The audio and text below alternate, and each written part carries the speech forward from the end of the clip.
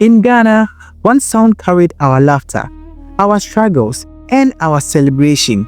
This sound became known as Highlife, and at the center of this sound stood one man, a man whose trumpet spoke for a whole nation.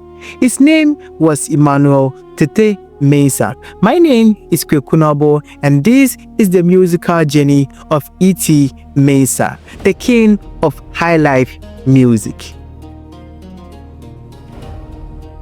Emmanuel "ET Mensah was born on May 31st, 1919 in Accra. As a young boy, he found music in his schoolyard. At just 12, he learned to play the flute and piccolo in Accra Orchestra, a youth ensemble led by teacher Joe Lamptey. Soon, he mastered the alto saxophone and began shaping a sound that would one day define a nation.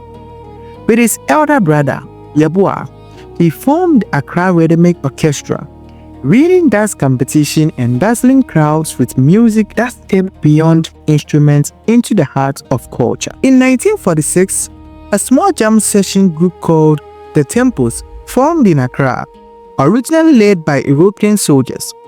But when ET joined in 1947, he brought new breath, blending African rhythm with jazz, swing, calypso, and soul. By 1950, he led the Temples as an all-African band, and soon they were the most celebrated highlife ensemble in West Africa. Their sound was polished, yet vibrant, jazzy horns, rhythmic guitars, and drums that carried the spirit of a continent. With hits like All For You, all for you, ET, all for you, all for you, ET, all for you. Schoolgirl, Schoolgirl is not too wrong. If you marry her, better no go fall on you. and Ghana Freedom Highlife.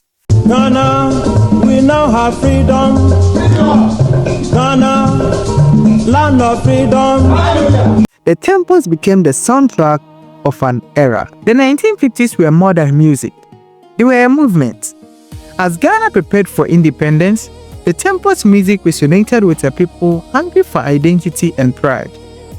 In 1957, when Ghana gained independence, ET and his band performed at the national celebrations, soundtracking the birth of a nation. Music became unity. Rhythm became identity. ET Mensah's melodies weren't just for entertainment. They symbolized hope and freedom. The Temple didn't stay in Ghana alone. They toured the United Kingdom, West Africa, Abidjan, Sierra Leone, Liberia, and Guinea, carrying highlife across borders. They even played with international icons. In 1956, jazz great Louis Armstrong joined the Temples during his African tour, a moment that bred two powerful musical worlds. Their music fueled a shared West African rhythm, changing how people dance, listen, and live their stories. As new genres emerged and musical tastes shifted in the 1960s, highlife popularity began to wane. Yet, ET Mensah never stopped evolving.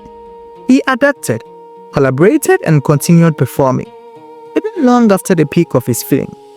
In the 1980s and beyond, he toured again in Europe, proving that his music and its spirit would not be forgotten. His contribution earned him honors, including recognition as King of Highlife, leadership in Ghana's Musicians Union, and an honorary place in music history. Today, highlife lives in hip life, Afrobeat, and the rhythm of young Ghanaian artists. From brass horns to digital beats, the pulse of ET Mensah's legacy continues. When we hear horn cry or a guitar sing in Ghana, we hear the echoes of his craftsmanship, a reminder that music isn't just here, it felt. Emmanuel "ET Mensah left us in July 1996, but his music never left us. It gave Ghana a heartbeat and Africa a voice. I'm Kwekunabo, and this was the musical journey of ET Mensah, the king of highlife. His sound is our history and our future. If you enjoyed this video, don't forget to hit the like and subscribe button. See you in the next episode. Bless up.